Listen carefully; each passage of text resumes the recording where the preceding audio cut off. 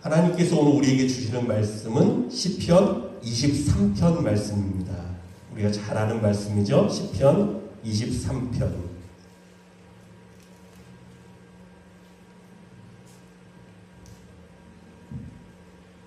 우리 같이 읽도록 하겠습니다. 시작. 여호와는 나의 목자시니 내게 부족함이 없으리로다. 그가 나를 푸른 풀밭에 누이시며 쉴만한 물가로 인도하시는도다. 내 영혼을 소생시키시고 자기 이름을 위하여 의의 길로 인도하시는도다. 내가 사망의 음침한 골짜기로 다닐지라도 해를 두려워하지 않을 것은 주께서 나와 함께 하심이라. 주의 지팡이와 막대기가 나를 안위하시나이다. 주께서 내 원수의 목전에서 내게 상을 차려주시고 기름을 내 머리에 부으셨으니 내 잔이 넘치나이다. 내 평생에 선하심과 인자하심이 반드시 나를 따르리니 내가 여호와의 집에 영원히 살리로다. 아멘. 오늘 말씀은 여호와는 나의 목자시니 라는 제목으로 말씀을 나누고자 합니다. 여러분, 우리가 읽었지만 시편 23편은요 정말 아름다운 찬양입니다. 아름다운 말씀. 이 찬양은 참 놀랍게도요 어디에 가서 선포해도 은혜가 되고 적용이 돼요. 결혼식에 가서 이 말씀을 나눠도 은혜가 되고요, 심지어 장례식을 가서 이 말씀을 나눠도 참 위로가 되고요, 낙심당한 자 혹은 어려운 자 혹은 기쁨 가운데 있는 자, 어디에 가서 이 말씀을 나눠도 참 은혜가 되는 말씀이에요. 너무나 귀한 말씀이에요. 나로 부족함이 없게 해주시는 분, 내 잔이 넘치도록 부어주시는 분, 내 영혼을 소생시키시는 분, 나를 쉴만한 물가로 인도하시는 분. 이 시에는 참 좋으신 우리 하나님의 은혜의 모습이 고스란히 담겨있기 때문입니다. 하지만 여러분, 이 시간 한번 돌아보길 원합니다. 이 시편의 고백이 과연 나의 고백이고 나의 간구인가, 아니면 그냥 다윗의 아름다운 노래인가? 여러분에게 한 가지 질문 한번 던져볼게요. 여러분, 지난 한 주 동안 나는 이렇게 기도했다라는 분 한번 손 들어주시면 좋겠어요. 기도할 때, 하나님, 내가 부족함이 없습니다. 주님, 내 잔이 넘칩니다. 주의 은혜, 주의 사랑이 내게 넘칩니다. 나는 부족함이 없습니다. 여러분, 이렇게 기도하신 분 한번 손 들어보세요.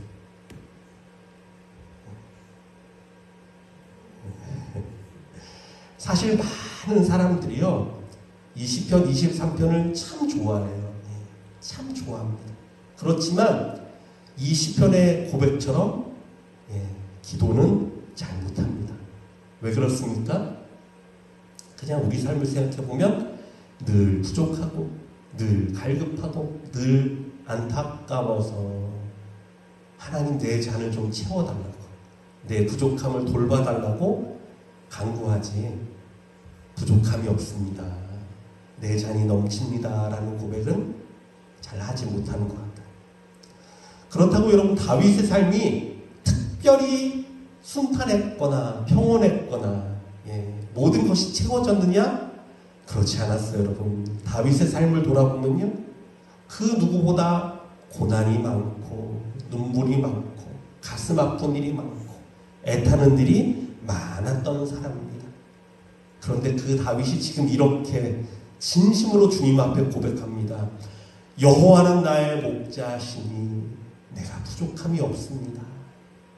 주께서 내 원수의 목전에서 내게 상을 차려주시고 기름을 내 머리에 부으셨으니 내 잔이 넘쳐납니다. 자, 여러분, 그러면 다윗은 어떻게 이런 고백을 할 수 있었을까요? 또한 우리들은 어떻게 해야 이런 고백이 진짜 마음 깊은 곳에서 우러나와서 다윗과 같은 고백을 할 수 있게 될까요? 첫 번째 나누고 싶은 말씀은 이것입니다. 십자가의 고통을 지나 푸른 초장으로. 이렇게 한번 제가 잡았어요. 십자가의 고통을 지나 푸른 초장으로. 시편 23편이 여러분 특이한 이유가 있습니다. 그것이 뭐냐면요. 시편 22편을 지나서 23편을 읽잖아요. 시편 22편은 십자가의 시편이라 불리는 말씀이에요. 그래서 시편 22편은요. 예수님의 십자가의 형상이 그대로 나타납니다. 시편 22편 가운데 푸른 초장이나 잔잔한 시냇가는 보이지 않습니다. 그 대신에 고난과 조롱과 십자가의 고통이 느껴집니다. 한번 말씀을 볼까요? 시편 22편 1절부터 2절 먼저 같이 읽습니다. 시작. 내 하나님이여 내 하나님이여 어찌 나를 버리셨나이까. 어찌 나를 멀리하여 돕지 아니하시오며 내 신음소리를 듣지 아니하시나이까.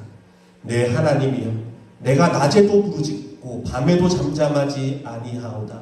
응답하지 아니하시나이다. 계속해서 다윗은 이렇게 고백합니다. 시작.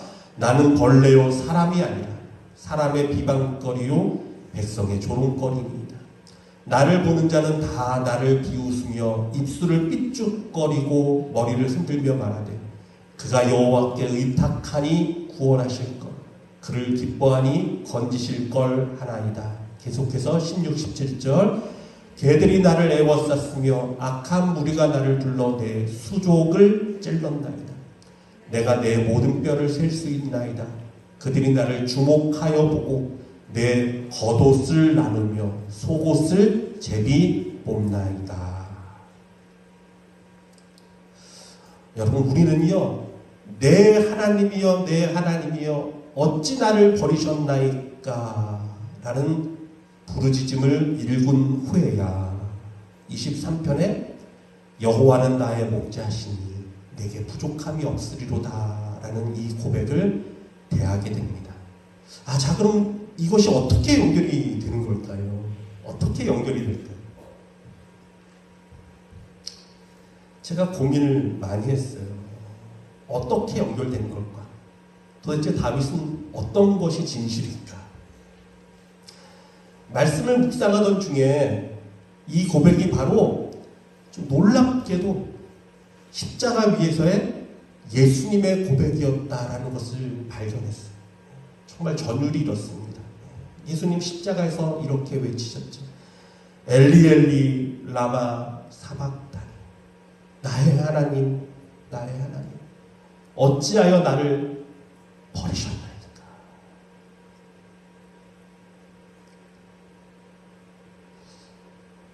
사실 이 시편 22편의 처절한 고백은요 다윗도 아니고 나의 고백도 아니고 사실은 예수님의 고백이셨습니다.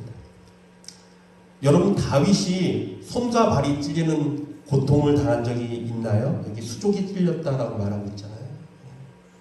다윗이 겉옷과 속옷을 뺏겨서 제비 뽑겨진 적이 있었나요? 22편은 그 말씀이 나오잖아요.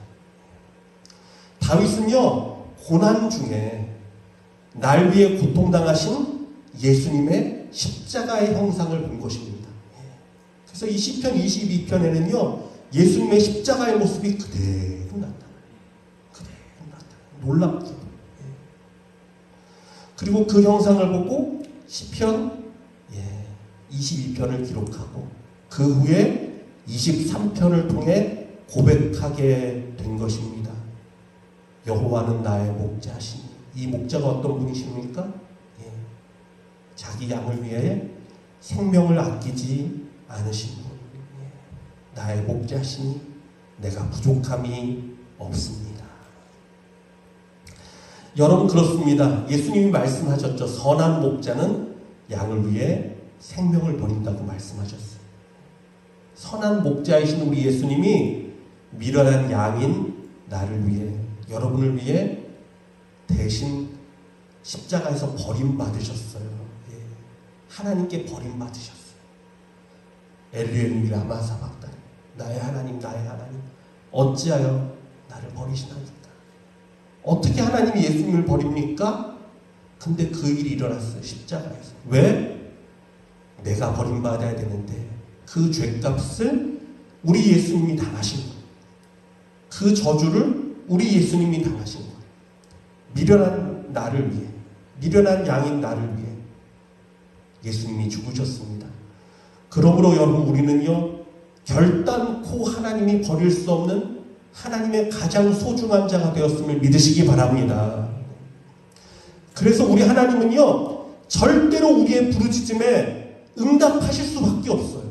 외면하실 수가 없습니다. 왜? 예수님이 그 죄값을 다 받으셨잖아요. 예수님이 부르짖으셨잖아요.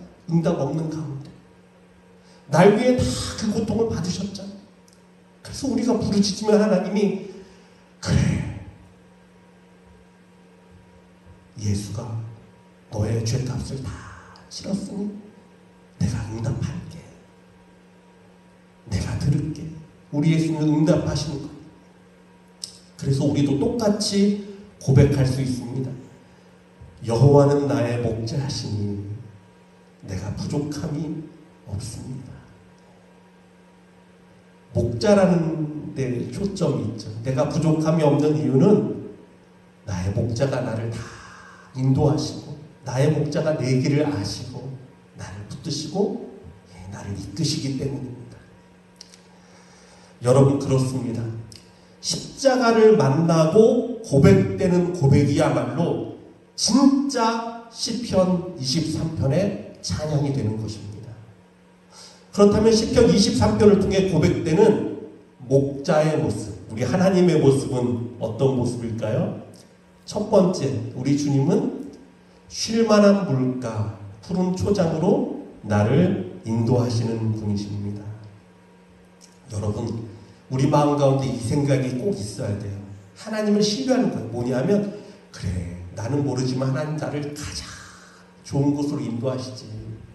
그래, 지금은 힘들어도 하나님 나를 위해 가장 좋은 계획을 갖고 계시지. 그래, 하나님 나를 가장 아름답고 푸른 초장, 쉴만한 물가로 인도하실 거야. 여러분, 이 믿음이 여러분 삶 가운데 반드시 있기를 주님의 이름으로 부탁드립니다. 주보에 제가 넣었어요. 한나 하퍼의 이야기. 지난번에 부활절에 우리가 아메리칸 아이돌이죠? 예, 거기에 이제 탑 14, 14명 가운데 들어간 사람들 중에 그 하나님 앞에 십자가 앞에서라는 노래를 부르며 찬양을 했던 그 한나 하퍼라는 분을 이제 영상을 틀어줘서 여러분 보신 기억이 있을 거예요. 예. 근데 이분이 결국은 1등을 했어요. 예. 지난주에 1등 했다 그러더라고요. 예.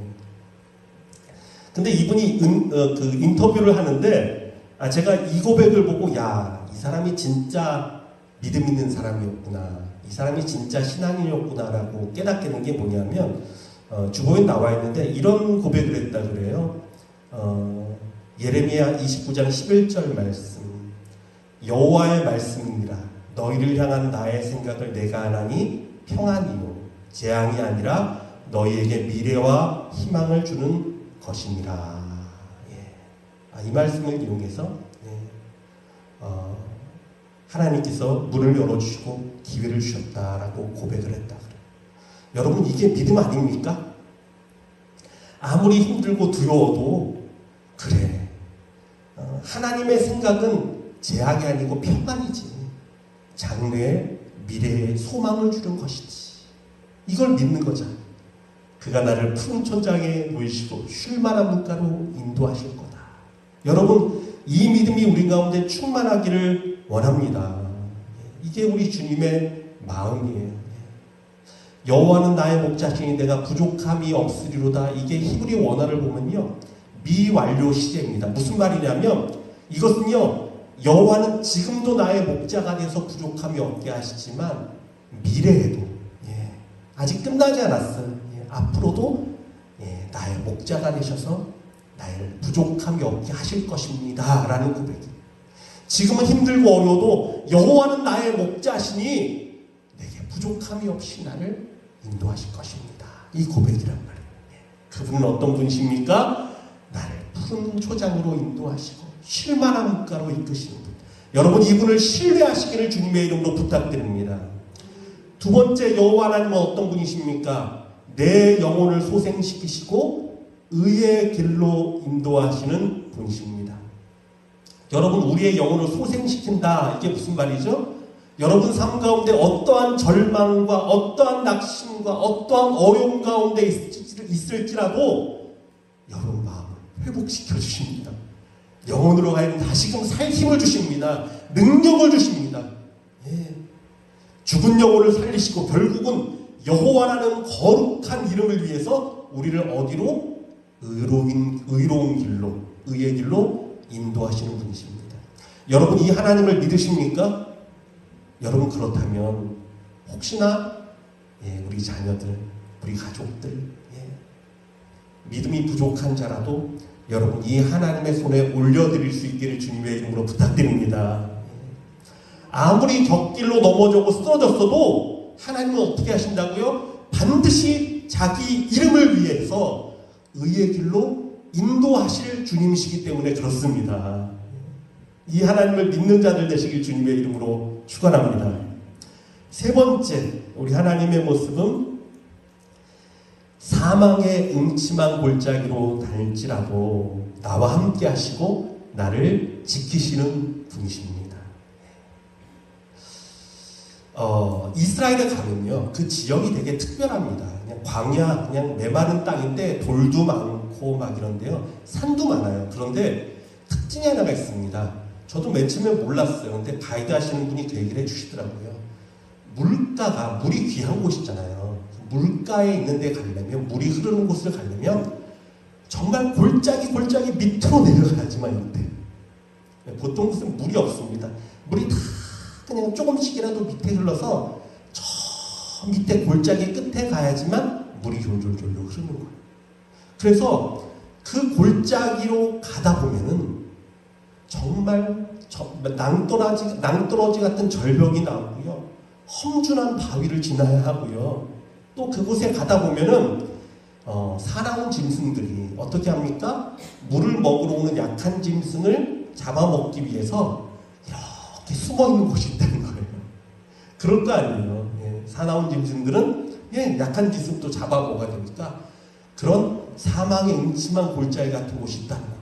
그런데 문제는 뭐냐면 그러한 곳을 통과해야지만 잔잔한 시냇가, 푸른 초장을 만날 수 있다라는 거예요.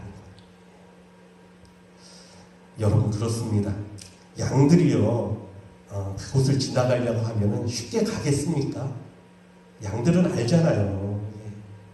뭔가 두렵고 무섭다, 뭔가 다른 짐승의 냄새가 난다, 이걸 맡을 수 있잖아요. 우리 집에 있는 개도요, 덩치는 큰데 겁이 그렇게 많아요. 그래서 데리고 나가잖아요. 어느 순간 개가 가만히 꼼짝도 안 하고 기다리고 있어요. 얘가 왜 이러나, 가자 그러지 안 가요. 이렇게 보면 저쪽에서 개가 성게가 한 마리 이렇게 지나가고 있어요. 다 안다고요. 그런데 어떻게 됩니까? 목자는 인도해야 돼요. 괜찮아. 그곳을 지나가야 돼요. 여러분, 우리 인생도 그렇습니다. 때로는 눈물 나고 고통스럽고 힘든 일이 생길 수 있습니다.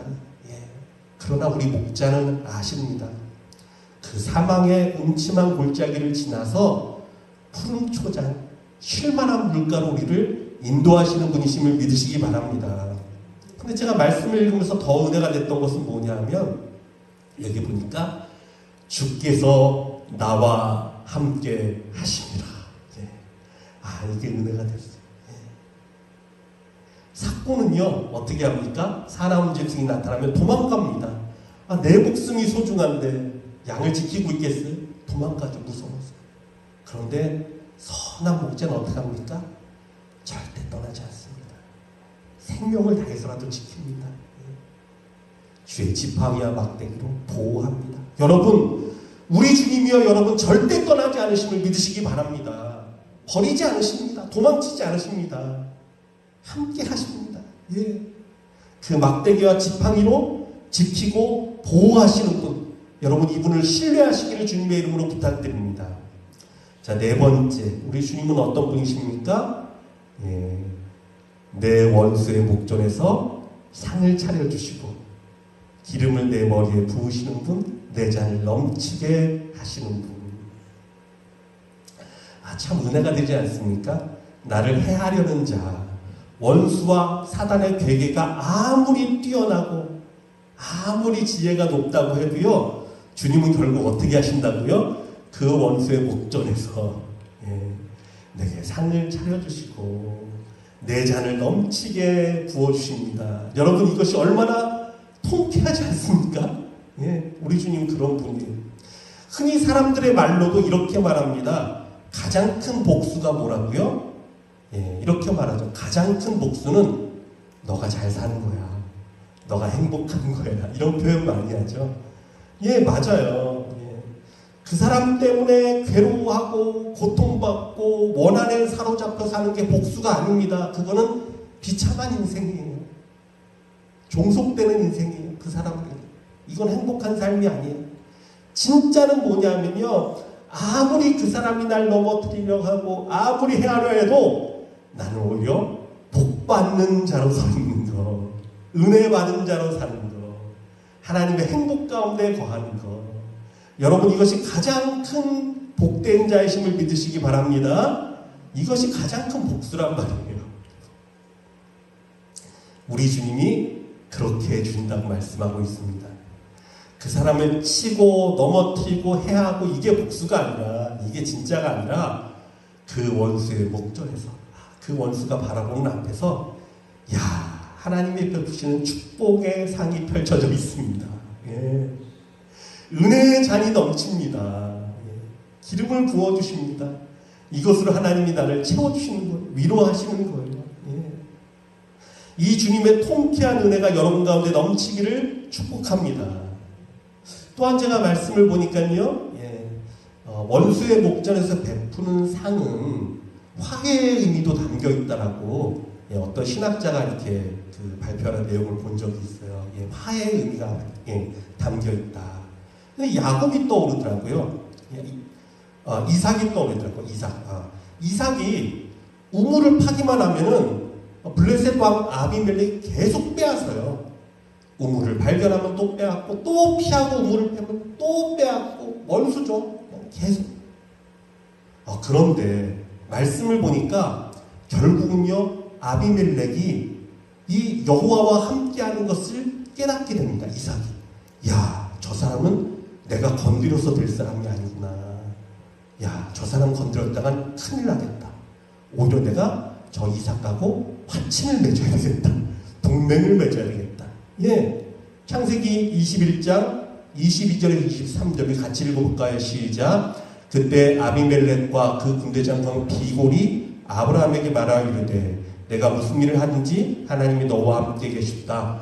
그런즉 너는 너와 내 아들과 내 손자에게 거짓되이 이행하지 아니하기를 이제 여기서 하나님을 가리켜 내게 맹세하라. 내가 내게 후한 대로 너도 나와 내가 머무는 이 땅에 행할 것이니라. 자, 이것이 아브라함에게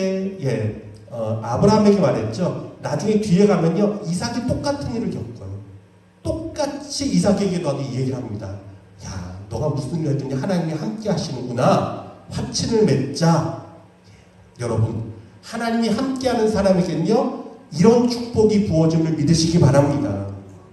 아무리 해하고 아무리 넘어뜨리려고 하는데 하나님이 주시는 은혜를 감당을 못해, 저 사람 보니까.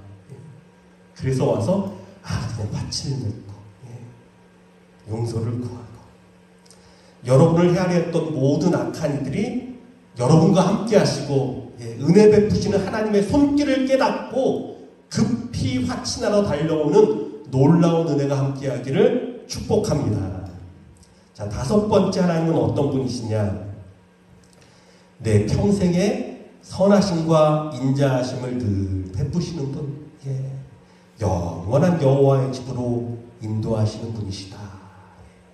근데 여기서도 제가 하나 깨달은 게 있었어요. 여기는요, 이 말씀 가운데 다윗의 결단이 강한 의지가 담겨 있습니다. 이렇게 보니까 반드시 나를 따르리니 라는 표현이 있어요. 반드시 나를 따르리니. 그래, 하나님의 선하심과 인자하심이 반드시 나를 따를 거야. 지금은 힘들어도, 지금은 알 수 없어도, 지금은 괴로워도 반드시 하나님은 나에게 인자하심과 선하심을 베푸실 거예요. 여러분, 이것이 저와 여러분의 믿음이 되기를 주님의 이름으로 부탁드립니다. 의심하지 않겠다는 거예요. 이 주님을 신뢰하겠다는 거예요. 여러분, 우리도 이 믿음으로 주님을 바라볼 수 있기를 원합니다. 자, 근데 한 가지가 더 남았어요. 여기요, 아주 기본적이고 중요한 원리가 하나 있습니다.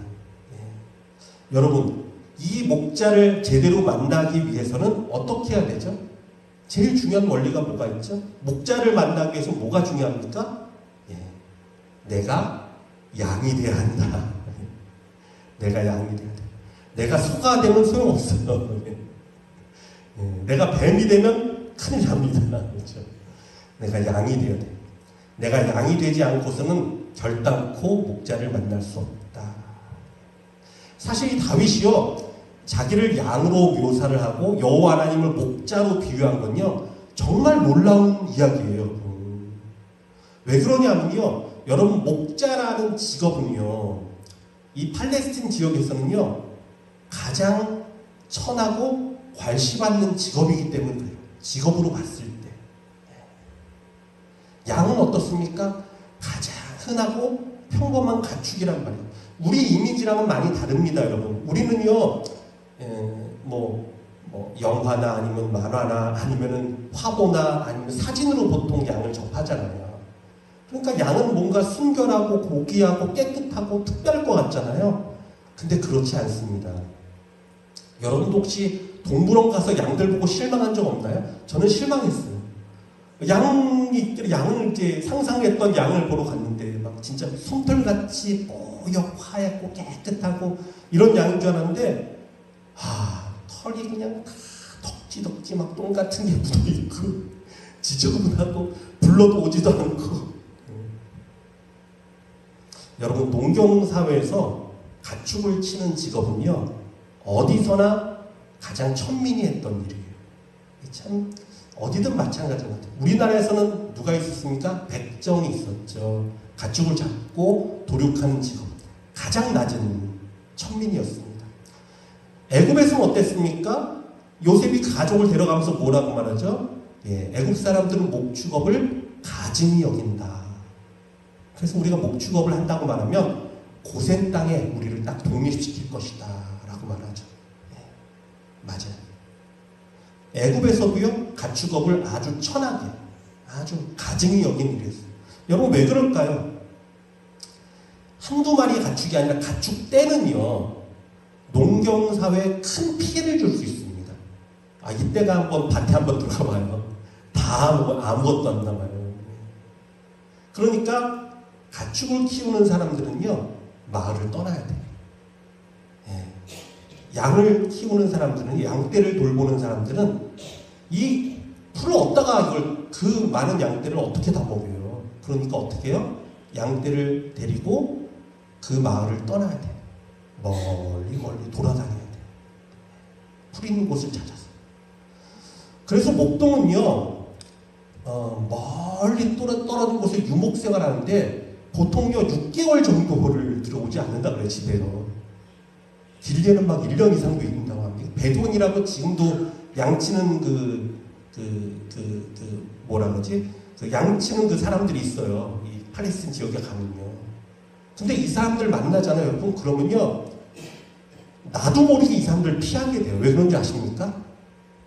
냄새가. 진짜, 그냥 일반, 우리가 이제 LA 나가면 이제 그런 이제 노숙자들 있잖아요. 비교가 되지 않아요. 한번 상상을 해보세요. 한 6개월 이상을 동물들과 양들과 함께 뒹굴고 먹고 자고 돌아다니고 씻지도 않고 정말 쉰내 가요. 한번 그런 일이 있었다 그래요. 이 성지순례 팀이 가다가 베두인 한 사람이 이제 차를 좀 태워달라 해서 태웠대요. 난리가 났었대요. 정말 난리가 났습니다. 알프스의 소녀 하이디 같은 상상은 하지 마십시오. 알프스의 푸른 초장에 있는 양떼 아니에요. 척박한 팔레스틴 지역 가운데 그냥 들로 산으로 광야로 헤매면서 몇 개월 이상을. 다윗도 그런 대우를 받았습니다. 다윗이 양치는 자였잖아요. 예. 선지자 사무엘이 이세 집에 와서 기름 부어 왔을 때 다른 아들이 없냐고 묻자 이세가 이렇게 대답합니다. 또 사무엘이 이세에게 이르되 내 아들들이 다 여기 있느냐? 이세가 이르되 아직 막내가 남았는데 그는 양을 지키나이다. 여기 막내로 번역한 히브리어는 카톤이라는 단어인데요. 물론 작은 자, 막내 이렇게도 표현되지만 그 의미 중에 어떤 의미가 있냐면 보잘것없는, 하찮은 이런 표현이 있단 말이에요. 그러니까 이 아버지조차 다윗을 어떻게 봤냐면 걔는 양이나 치는 보잘것없는 아이입니다. 하찮은 일을 하는 아이입니다. 라고 말한 거예요. 예, 그래요. 근데 이것을 너무나 잘 알고 있는 다윗이 자신을 양이라 표현하고 여호와 하나님을 나의 목자이십니다. 라고 말하고 있어요. 무엇 때문일까요? 예. 여러분, 우리 중에 그 개나 고양이 같은 애완동물을 키우는 분들이 있을 거예요. 예. 저도 개 한 마리 키운다고 아까 말씀드렸죠. 근데 그 개가 아무리 이쁘고 사랑스러워도 저는 이런 표현을 못 하겠어요. 여호와 하나님은 나의 개 아빠, 나는 주님의 예쁜 강아지. 이런 표현은 절대 안 나오더라고요. 상상도 못했어요, 그런 표현이. 그쵸? 근데 다윗은 지금 그거 하고 있잖아요. 주는 나의 목자시고 나는 작은 양입니다. 왜 그럴까요? 예, 목자와 양의 정말 깊은 그 사랑의 관계를 다윗은 잊을 수가 없어서 그래요. 목자는요, 양과 24시간 붙어 있습니다. 몇 달 동안, 몇 년 동안. 한시도 떠나 있지 않아요. 그래서 양을 너무나 잘합니다. 그래서 목자는 양의 이름을 부른다 그러잖아요. 양떼가 아무리 많아도 하나하나 이름을 다 지어줘요. 다 이름을 짓고 다 불러요. 이름들 다 아는 거예요. 그 양들을. 그 광야에서 시간을 보내다 보면 정말 양을 사랑하지 않을 수밖에 없답니다. 그냥 하루 이틀이 아니잖아요. 정말 양을 사랑할 수밖에 없어요. 얼만큼? 심지어 자기 생명을 버려서라도 그 양을 살리고 싶을 만큼. 이게 진짜 목자예요. 그렇게 된대요. 진짜로. 진짜로 양을 돌보면. 그래서 요한복음 10장에 예수님도 말씀하셨습니다. 나는 선한 목자라. 선한 목자는 양들을 위하여 목숨을 버리거니와 삭구는 목자가 아니요 양도 제 양이 아니라 이리가 오는 것을 보면 양을 버리고 달아나나니 이리가 양을 물어가고 또 해치느니라. 다윗은 이 마음을 누구보다 잘 아는 사람이었어요. 그래서 여호와 하나님께서도 날 위해 생명을 아끼지 아니하실 것을 알았습니다. 그분이 나의 머리털까지라도 세신다는 것을 알았습니다. 왜? 그분은 정말 좋은 목자이시니까. 그러므로 그는 하나님의 양이 되는 것을 부끄러워하지 않았습니다.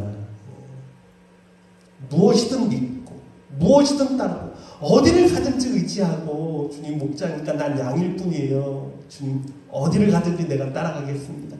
무엇을 받아도 순종하겠습니다. 주님은 가장 좋은 길을 인도하시니까. 오직 그 주님만 따르기로 작정했습니다.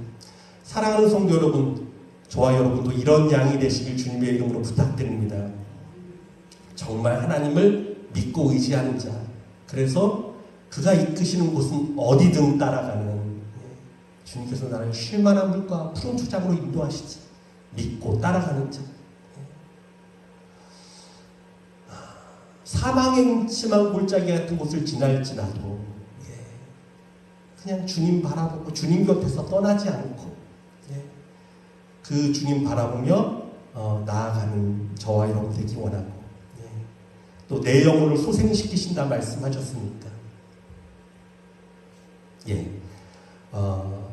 아무리 낙심되고 괴로워도 주께서 이끄시는 의의 길을 걸어가는 자, 그리고 내 원수와 날 해하려는 자를 만나도 원함과 미움에 살을 아끼는 것이 아니라 그 목전에 상을 베푸시고 내게 잔을 부어주실, 기름을 부어주실 그 주님을 소망하고 그 안에서 기뻐하는 자. 주께서 나를 향한 선한 인자하심과 그 선하심이 반드시 따를 것을 믿고 내가 여호와의 집에 영원히 살리다 고백하는 그러한 정말 온전한 양들 되시길 주님의 이름으로 부탁하고 축복합니다. 사랑하는 아버지, 그렇습니다. 우리가 눈을 들어 산을 보기를 원합니다. 나를 지으시고 천지를 만드신 이 전능한 나의 목자 되신 주님을 바라보기를 원합니다. 하나님이여, 천지를 만드신 전능하신 분이 아니십니까? 그럼에도 불구하고 나를 사랑하셔서 아버지 그 생명까지 아끼지 않고 다 내어주신 분이 아니십니까? 그 주님이 함께 하시고 그 주님이 나를 붙드시고 그 주님이 나를 선한 길로 인도하시고 그 주님이 푸른 초장 잔잔한 시냇가 쉴만한 곳으로 이끄시는데, 하나님은 이 주님을 신뢰하는 우리를 되게 하여 주시고 이 주님을 바라보는 자들 되게 하여 주시고 이 주님을 소망함으로 다윗처럼 여호와는 나의 목자시 내가 부족함이 없을 것입니다. 날마다 고백하며 이 주님 사랑 가운데 거하는 복된 심령 되게 하여 주시옵소서. 양을 위해 생명을 버리신 나의 예수님이시오니 오늘도 우리 사랑하는 성도들 가정마다 눈물 나는 상황 가운데 역사하여 주소서. 주님의 위로와 주님의 능력과 주님의 감싸주심을 알게 하여 주시고 주의 지팡이와 막대기로 안위하여 주시고, 아무리 우리를 헤아리는 사단의 권세와 압제 가운데서도 오히려 그 목전에 상을 베풀어 주시고 머리에 기름을 발라주시고 아버지 그 잔이 넘치도록 성령님 부어 주시옵소서. 지금은 우리 주 예수 그리스도의 은혜와 하나님의 극진하신 사랑과 성령님의 위로감독 역사하시는 충만하신 은혜가 나의 참된 목자이신 주님을 바라보며 우리도 좋은 양으로서 오직 주님의 말씀에 순종하며 따르며 기뻐하며 걷기로 다짐하는 여기 모인 모든 우리 성도들과 우리 자녀들과 우리 선교사님과 이 땅과 열방 가운데 지금부터 영원토록 항상 함께 계시기를 축원하옵나이다. 아멘.